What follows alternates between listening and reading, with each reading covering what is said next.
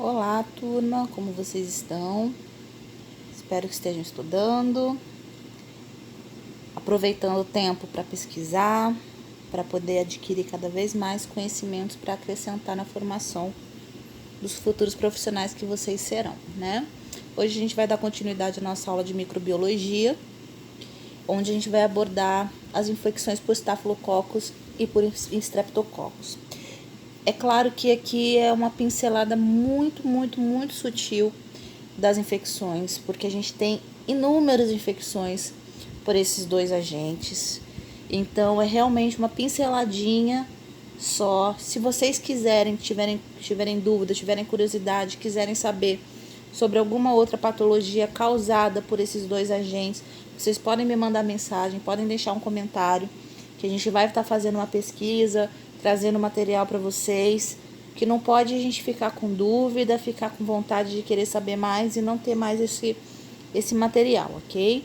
Então, o que vocês quiserem, vocês falam que a gente traz para vocês.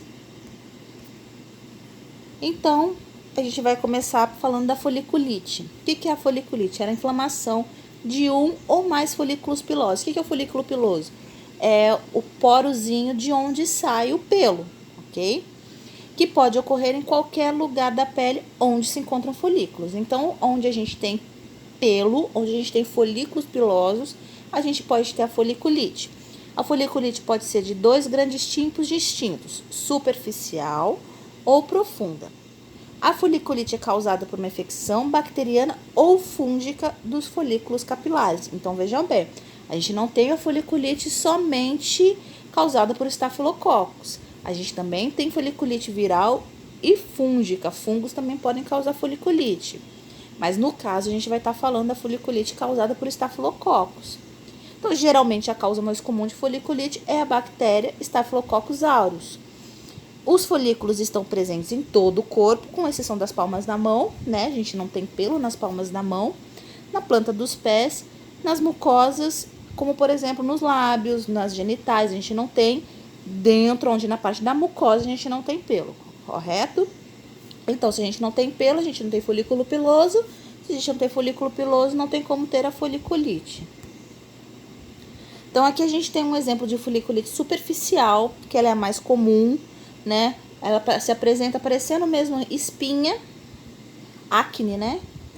Mas ela aqui, no caso, é uma infecção bacteriana. E a gente tem a foliculite profunda, ela é um pouco mais rara e ela é uma complicação da foliculite superficial, né? Então, se a foliculite superficial ela não for tratada adequadamente, ela pode se tornar uma foliculite profunda, levando a surgir furúnculos. Então, a diferença entre foliculite profunda e foliculite superficial. A superficial, surgimento de pequenas espinhas vermelhas, com ou sem pus, se desenvolve em torno de folículos pilosos. Bolhas cheias de pus que se rompem e formam pequenas crostas na parte de cima. A pele fica avermelhada e inflamada na região infeccionada. Pode causar coceira ou sensibilidade na região infeccionada. A foliculite profunda é uma lesão maior, bem mais elevada, bem mais pustulenta e com bastante pus amarelado no meio. A região afetada fica muito sensível e dolorida, tem coceira, possivelmente a pessoa vai ficar com cicatrizes e pode ocorrer a perda, a destruição do folículo piloso, ok? Então, as causas mais comuns de danos ao folículo capilar incluem lesão ao se barbear, que causa atrito, transpiração excessiva, condições inflamatórias da pele, como a acne. A acne é uma porta de entrada para a gente poder ter infecção por estafilococcus e aquela simples acne se tornar uma foliculite superficial ou até uma foliculite profunda. Lesões gerais da pele, como escoriações, né, que é aquele ralado, aquela ferida de ralado, ou feridas cirúrgicas, curativos de plástico ou fita adesivas aplicados sobre a pele, né, onde você tem um acúmulo de suor, acúmulo de sebo, acúmulo de pele morta, em que o ambiente não consiga, a pele não consiga ficar, não vou dizer respirar, porque a pele não tem nariz, né? Mas não ficar abafado, servindo de meio de cultura para essas bactérias se desenvolverem. O diagnóstico da foliculite é feito basicamente por meio de um exame físico e da observação médica. O tratamento, os casos leves, geralmente se curam sozinhos, mas, caso seja necessário, precisa entrar com antibiótico. O que a gente pode fazer para evitar a foliculite? Evitar que a bactéria, o Staphylococcus, se desenvolva naquele folículo piloso. A gente pode evitar usar roupa apertada ao fazer depilação com presto barba. Evitar fazer no sentido oposto ao nascimento do pelo para não causar uma lesão na pele. E tentar manter essa área o mais limpa possível. Se utilizar banheiras limpas. E aí a gente tem, como foi falado em relação à foliculite profunda, a gente tem o furúnculo. O furúnculo é o quê? É a infecção estafilocócica, né? Então ela é causada pela bactéria Staphylococcus, do folículo piloso e da glândula sebácea, comprometendo o tecido celular subcutâneo próximo. Perdão. Caracteriza por um nódulo eritematoso, pustuloso, quente e doloroso, que acaba por flutuar e romper, eliminando um conteúdo purulento. Então ela é uma lesão muito mais extensa, é uma lesão grande, avermelhada, com sinais de inflamação, né? O calor, a dor, com muita secreção, vários furúnculos em múltiplas localizações se chama furunculose. Então, se a gente só tem é um furúnculo. Se a gente tem mais de a gente já começa a ter a furunculose, né? Que a infecção mais generalizada da pele. Então, a gente tem o folículo piloso e a gente também tem a glândula sebácea, que fica sendo contaminada por esse Staphylococcus. Recorrência do furúnculo pode ocorrer por meses ou anos, tornando-se problemas de difícil resolução clínica. Significa que o quê? Ele pode ir e voltar. Ele pode acabar fazendo parte da microbiota da pele, ficar ali, aí tem uma oportunidade, uma porta de entrada, uma lesão. Ele entra ali, se instala, o que era uma foliculite, se agrava, vira um furúnculo e pode se propagar e virar uma furunculose. Entenderam?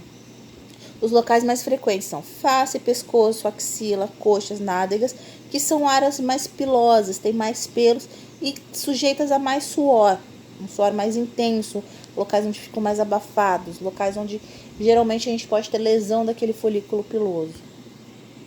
Olha, aqui a gente tem, olha como é diferente a foliculite do furúnculo, né? A gente já tem uma lesão maior, vermelhada, com pus, tá vendo? Espalhado. Então aqui a gente não tem só um furúnculo. Então a gente tem uma... Cadê? Eu queria marcar para vocês. Aqui a furunculose. Né? Furunculose, vários furúnculos em múltiplas localizações. Furunculose. Então aqui no caso a gente tem um furúnculo. Se a gente tem vários, a gente tem uma furunculose, ok? As mãos são os meios mais importantes para transmitir a infecção. 20 a 30% da população geral é portadora nasal de estafilococcus positivos. A autoinfecção é responsável por 1/3 das mãos, né? A pessoa vai ali, a gente ouviu que a foliculite, assim como a foliculite, a furunculose, além de doer, ela também coça. Aí a pessoa sem querer coça ou vai tentar fazer o curativo, vai fazer a higiene, mas não higieniza a mão corretamente. Aí vai e coça a axila. Aí a axila ali tinha alguma coisinha, fica abafado, suado. Quando vai ver, tem um furúnculo na axila. Aí vai ver, começa a ter um furúnculo na coxa e não sabe por que está se espalhando. O veículo tem sido as mãos. Diagnóstico, assim como a foliculite, basicamente na história clínica e no exame da pele. Tratamento por antibióticos tópicos, né? São pomadas. E a pessoa também pode tomar o comprimidinho de antibiótico, ok? São condutas médicas. Essa prescrição médica medicamentosa de antibióticos parte da classe médica. O que cabe a nós da enfermagem é reconhecer e orientar. Quais orientações a gente pode passar para um paciente numa situação dessa? Sendo que a gente sabe que o veículo são as nossas mãos, sendo que a gente sabe que os locais mais propícios são locais mais úmidos, que ficam mais abafados. Então, a gente tem que orientar esse paciente a evitar roupas apertadas, sempre higienizar bem as mãos, evitar coçar, evitar ficar mexendo nesse furúnculo, evitar manter ele abafado, ficar manipulando. Então, são orientações que cabem a nós, são cuidados nossos e não da classe médica. A classe médica vai pegar e vai prescrever antibiótico. A gente tem que saber, mas a gente não prescreve. Então, a nossa orientação é a nossa atuação em relação à orientação. Aqui, ó, a profilaxia. A gente age na profilaxia. O que é profilaxia? É o evitar que isso aconteça. Então, profilaxia. Vestes e objetos de uso pessoal devem ser mantidos separados e limpos, se possível com trocas de roupas diárias. A mão e a face do paciente devem ser rigorosamente limpas, devendo-se usar sabões desinfetantes. Orientar para evitar a drenagem e expressão excessiva da lesão sem orientação médica. Ok? Antraz. É uma toxinfecção aguda que, em geral, acomete a pele, sobre as formas de lesão bolhosa, né? Então, formam bolhas e pústulas malignas, como aqui do furúnculo é uma pústula, tá? Produzida pelo contato com animais, bovino, caprino, equino e outros animais que morreram com a mesma doença. As formas viscerais são rápidas, que são viscerais dos nossos órgãos internos, embora graves, representadas pelo carbúnculo pulmonar, gastrointestinal ou neuromeníngeo. Então, as vísceras, os órgãos que são atingidos, pulmão, gastrointestinal, então a nossa parte gástrica e do intestino, e neurológica, acometendo as meninges. Os sintomas. A infecção pulmonar no antraz principal provoca sinais semelhantes a uma gripe, seguidos de problemas respiratórios graves, por vezes fatais, né? A gente viu que acomete o pulmão. A infecção por inalação é a mais mortal delas, com uma taxa de letalidade de aproximadamente 100%. Então, quer dizer, pode não ser muito comum, mas quando se pega, a probabilidade de morte é de quase 100%. Então, a gente vê que ela é muito, muito letal. Ela provoca pneumonia, febre alta e dificuldades respiratórias. A infecção gastrointestinal causa sérias dificuldades, febre, vômitos sanguíneos e diarreia. Se não for tratada, leva à morte em cerca de 25% a 60% dos casos. A gente vê que tem uma letalidade, mas não tão grande quanto a pulmonar. E a cutânea, né, da pele, corresponde a 95% dos casos. Causa morte em 20% deles. E se manifesta com uma infecção com pus semelhante ao furúnculo, formando posteriormente uma mancha negra, irritante, mas indolor. Então, aqui a gente tem uma imagem, tá vendo? De antraz cutâneo. A gente viu que só, graças a Deus, 20% das pessoas que são acometidas por antraz cutâneo que acabam evoluindo para óbito. O diagnóstico é feito através dos sinais e sintomas. O tratamento, como é uma bactéria, por Staphylococcus, então a gente trata a bactéria com antibiótico, tá?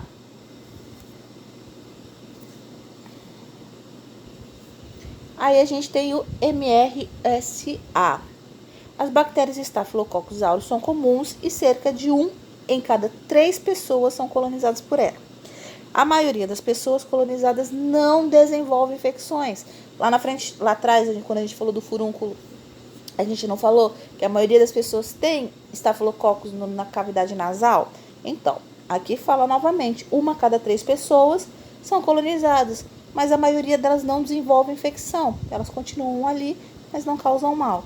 Mas, se a gente tiver uma porta de entrada, como a gente falou ali, com a lesão pelo prestobarba, né? Ela pode entrar, ser uma porta de entrada no nosso corpo e causar infecção. Os sintomas, e por isso não tem sintomas, mas se a bactéria conseguir entrar no corpo, pode causar infecção. Os sintomas vão depender do tipo de infecção causada. Muitas das vezes, infecções causadas por esta bactéria são infecções dérmicas, né? São infecções da pele, como bolhas, abscessos, celulites, petigem. Deve estar atento quando tiver problemas na pele, como bolhas, feridas e queimaduras. né? A gente não pode simplesmente achar que é apenas uma acne, uma espinha. Ela pode ser uma foliculite, que pode virar um furúnculo e se disseminar virando uma furunculose, né? E a gente viu que fica feio. Se uma ferida infectada, deve procurar o médico. Se a bactéria Staphylococcus aureus conseguir entrar na corrente sanguínea, pode afetar quase todos os organismos e causar infecções sérias, como a sepsemia, infecção óssea, infecções no pulmão e infecção do revestimento do coração. Né? Aqui a gente tem a Staphylococcus na pele, aqui ele fez um abscesso, aqui também um outro abscesso. Diagnósticos são feitos através da análise do sangue e o tratamento por antibiótico. Só que ela é uma bactéria multiresistente, né? Então ela é resistente a mais de 2 antibióticos, pelo menos. Então elas são bactérias mais difíceis de serem tratadas. A escarlatina, a gente pode ver aqui no céu da boca. Olha, é uma doença infecciosa, geralmente atinge crianças, né? Porque crianças têm o hábito de levar tudo à boca. Então ela pega e se adere no céu da boca, vai para a garganta e ela pode descer e causar uma lesão mais profunda. Elas geralmente são lesões vermelhas, escarlate, por isso que o nome da doença é escarlatina. Então, a escarlatina, ela já é diferente, ela não é uma doença causada por Staphylococcus, mas sim causada por uma bactéria Streptococcus. E a bactéria, ela libera uma toxina que leva ao surgimento dessas pequenas lesões vermelhas na língua. A infecção, ela provocada pela bactéria, ela pode ser transmitida de uma pessoa para outra através da saliva, né? Então, se a criança ela pega um objeto que está contaminado pelo Streptococcus e leva para a boca, ele acaba contaminando o céu da boca da criança, aparecendo as lesões. O período de incubação, né, que é de quando a doença se instala e começam a aparecer os sintomas, é de geralmente 2 a 4 dias. O diagnóstico, basicamente, ele é clínico, né, fazendo avaliação do céu da boca, da garganta. Geralmente os gângliozinhos do pescoço eles ficam inflamados, a pessoa pode ter febre e pode também ser feito uma coletazinha de suave da garganta, né, que é quando pega um cotonetezinho e passa ali na garganta. O tratamento, lembrando que Streptococcus é bactéria, então bactéria a gente trata com antibiótico. No caso aqui do Streptococcus, a primeira opção é a penicilina, mas ele pode ser utilizado outros antibióticos. Olha, quando ela dissemina para o corpo, tá?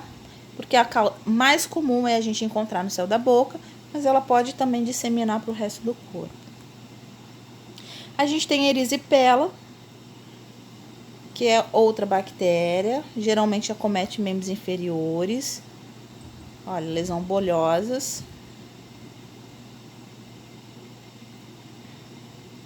Causadas também por Streptococcus. Aqui eu não tenho o texto explicando sobre ela, mas é uma lesão, causa lesão cutânea também.